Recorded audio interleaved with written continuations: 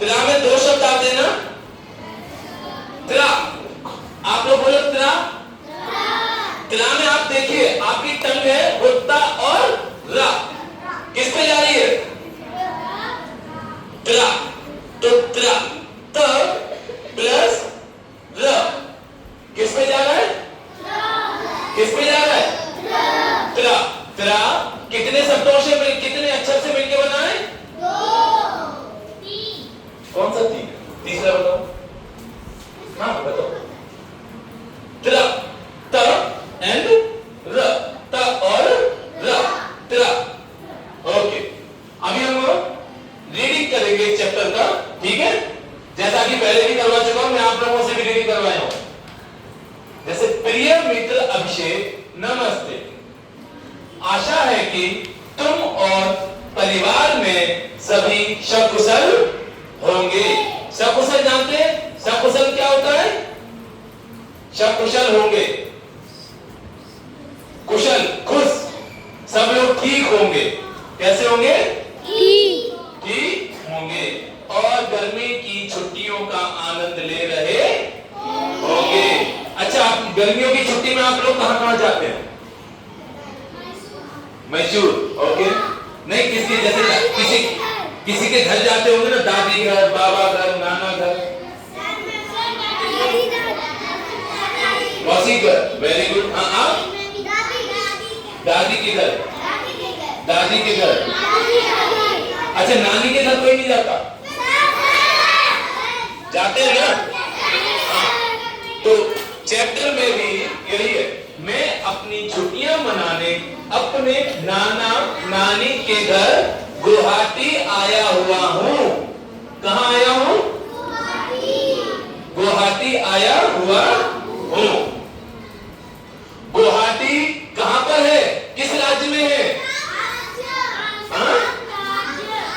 गुवाहाटी किस राज्य में है?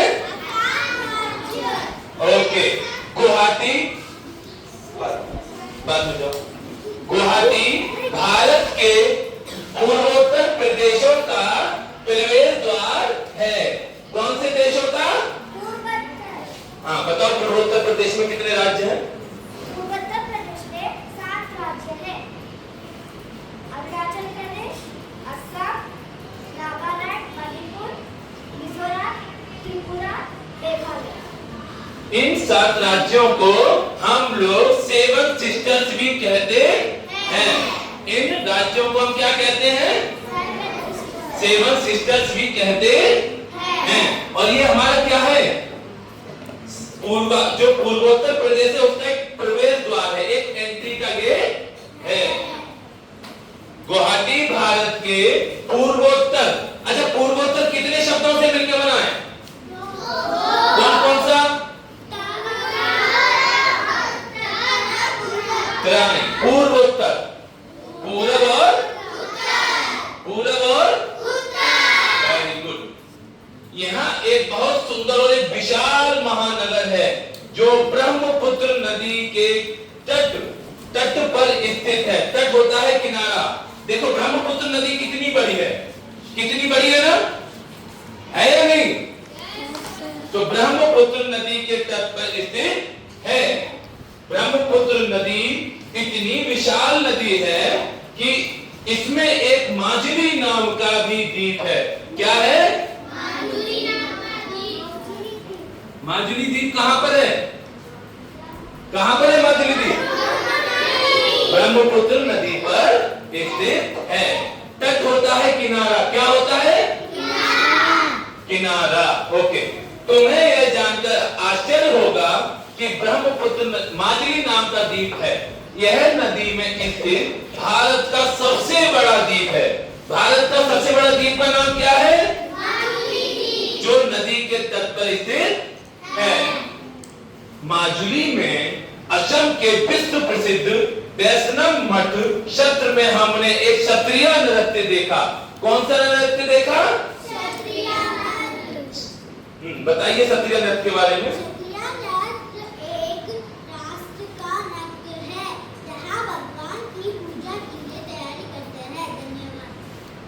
गुवाहाटी नगर के समीप नीलांचल पर्वत है।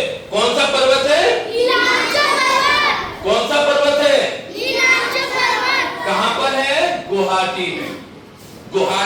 नगर के समीप एक नीलांचल पर्वत पर कामाख्या देवी का मंदिर स्थित है। कौन सा मंदिर है? कामाख्या देवी का मंदिर कहाँ पर है?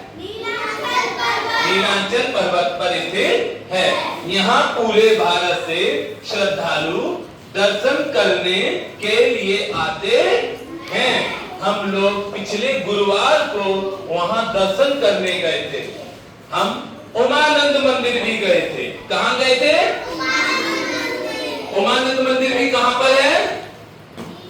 नीलांचल पर्वत पर। Very good. उमानंद मंदिर भी गए। आप लोग भी तो मंदिर जाते हैं ना दर्शन करने। श्रद्धालु वही होता है जो मंदिर में श्रद्धा के साथ दर्शन करने जाता है। उनको क्या बोलते हैं? श्रद्धालु। क्या बोलते हैं? श्रद्धालु। यहाँ पहुंचने के लिए नाव से जाना पड़ता है। किससे जाना पड़ता है? नाव से जाना पड़ता है। और थोड़ा सा पैदल भी चलना पड़ता है। थोड़ा सा पैदल भी चलना पड़ता है। पैदल चलते हुए नानी ने मुझे बताया कि स्वस्थ रहने के लिए खेलना बहुत आवश्यक है। क्या है? खेलना बहुत आवश्यक है। उन्होंने कहा कि स्वस्थ तन में ही स्वस्थ मन रहता है। स्वस्थ तन में ही स्वस्थ मन रहता है। अगर आप लोग स्वस्थ नहीं रहेंगे तो क्या पढ़ पाएंगे? नहीं पढ़ पाएंगे ना। तो स्वस्थ मन के लिए सबसे पहले हमको बॉडी अच्छी रखनी है, अपनी स्वस्थ तन अच्छा रखना है या नहीं? आया ना। इसलिए खाना समय पे खाते हैं, जंक फूड नहीं खाते हैं, हेल्दी फूड खाते हैं, है ना। स्वस्थ तन में ही स्वस्थ मन रहता है। इसलिए पढ़ाई के साथ साथ खेल कूद भी आवश्यक है। मैंने नानी को तुरंत होता है इमीडिएटली, तुरंत बता देना, है ना। बताया कि मैं अपने मित्रों के साथ बहुत सारे खेल खेलता हूँ। आप लोग भी खेल खेलते हैं ना? कौन कौन से खेल खेलते हैं? पकड़ा पकड़ाई, क्रिकेट, आइस एंड वाटर, खो-खो। ऐसे ही देखिए अपने मित्रों के साथ बहुत सारे खेल खेलता हूँ। हम लोग कितने आनंद से खो-खो क्या खेलते हैं? खो-खो, पिट्ठू। क्या खेलते हैं खो-खो के बाद? पिट्ठू। पिट्ठू जानते ना, ऐसे पीठ पे आता है। क्रिकेट।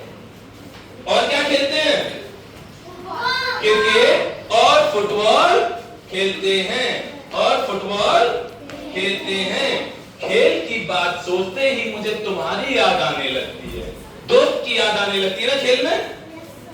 मैं तुम्हें यहाँ के बहुत सारे अनुभव सुनाना चाहता हूँ। जल्द ही लौटूंगा। शेष शुभ है। बड़ों को प्रणाम।